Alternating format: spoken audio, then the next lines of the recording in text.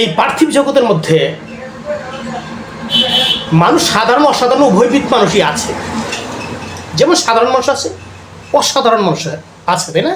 তবে সাধারণ মানুষের সংখ্যাটা বেশি, অসাধারণ মানুষের সংখ্যাটা কম।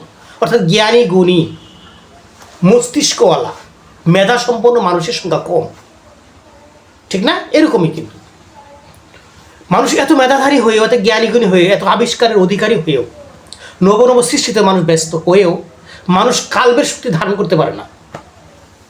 জাগতিকভাবে বলছি, যারা ধ্যানী জ্ঞানী গুণী ঋষিমণি, যারা সাধক ব্যক্তি তাদের কথা বলছি না, কিন্তু আমি সাধারণভাবে জ্ঞানী গুণী যারা আছে, জাগতিক জ্ঞানী, এরা এই কালবের শক্তি থেকে বিশ্বাস করতে পারে না, আজ অস্তিত্ব খুঁজে পায় না।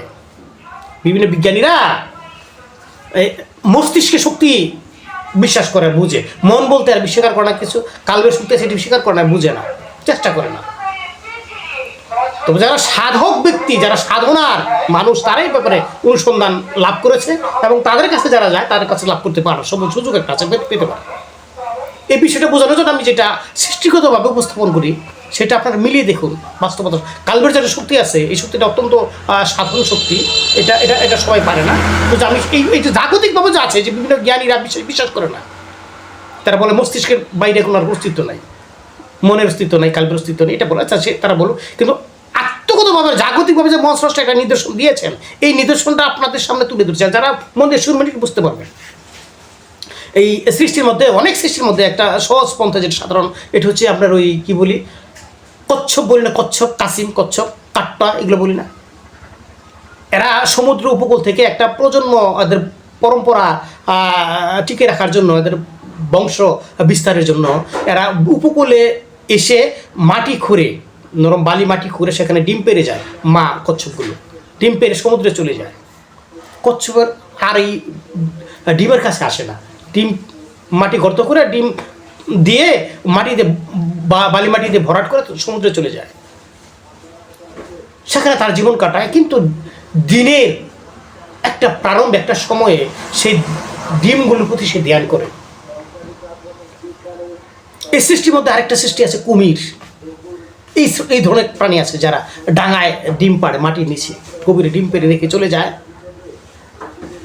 জলে থাকে, জীবনযাপনের খায় দায়, চলাফেরা করে, কিন্তু একটা সময়, নির্দিষ্ট এক সময় ধ্যান করে তার ডিমের প্রতি আকর্ষণ সৃষ্টি করে দিয়েছেন। এই আকর্ষণ, এই যে ধ্যান, তার অন্তরের ধ্যান, এই আকর্ষণ শক্তিতে একটা নির্দিষ্ট সময়ে সেই কচ্ছপের বা কুমিরের বাচ্চাগুলো ফুটে, মাটির নিচে ফুটে বাচ্চা হয়, ডিমগুলো ফুটে যায়, এক সময় বাচ্চা তৈরি হয় নির্দিষ্ট সময়, তখন পানিতে চলে যায়। কথা বুঝতে পারলেন? অনেক গভীর এগুলা, আমি হয়তো সহজভাবে বলে ফেললাম, এগুলোটা অনেক, এগুলো এই যে একটা কালবের শক্তি আছে, এই পৃথিবীবাসী মানুষ তার কালবের শক্তি দ্বারা সাত্যবক আসমান, সাত্যবক জমির নিচে খবর নিতে পারে, এমন মানুষ আছে। আমি ক্ষমা চাই, আমি কিন্তু এগুলোর কিছুই না, আমি যতটুকু ইঙ্গিত বহন হৃদয়ের মধ্যে আমার পরে সেটুকু আমি উপস্থাপন করছি। কথা বুঝতে পারলেন? মানুষ তার কালবের শক্তি দ্বারা সাত্যবক আসমান, সাত্যবক জমিনের নিচে খবর রাখতে পারে। জাগতিকভাবে যে দৃষ্টান্ত দিলাম, এরকম এই একটা শক্তি আছে, কালবের শক্তি। তো এই কালবের শক্তির প্রতি আমরা একেবারে অনুৎসাহী, অজ্ঞ, একেবারে অজ্ঞ। এই ব্যাপারে আমাদের ভ্রুক্ষেপ নাই, এটা হাসিল করার ব্যাপারে, জানার ব্যাপারে, মানার ব্যাপারে হাসিল নেই। আমরা জাগতিকভাবে যতটুকু জানি, কিতাব, আসমানি বাণী সম্পর্কে আলোচনা সমালোচনায় ভরপুর, বিভিন্ন ব্যক্তিদের, মহামনীষীদের মতান্তর নিয়ে ঝগড়া ফ্যাসাদে লেগে আছি, বিভিন্ন ফুতুবাজিতে লেগে আছি, এই করি। এটা ভালো না মন্দ স্রষ্টা জানেন, কিন্তু আমরা এগুলো মধ্যে মেতে আছি শুধু কিতাবের মধ্যে। কিতাব যথেষ্ট মনে করছি, কিন্তু কিতাবধারী হয়ে যে এই আত্মশক্তি উপস্থাপনের যে একটা বিষয় থাকে, প্রচার প্রকাশের বিষয় থাকে, আয়ত্ত করার বিষয় থাকে, সেটা আমরা বুঝি না। যখন কিতাব পাইছি এটি যথেষ্ট মনে করছি। হ্যাঁ, যথেষ্ট। তুমি যদি, তো যার যেমন জ্ঞান বুদ্ধি সেরকম যথেষ্ট।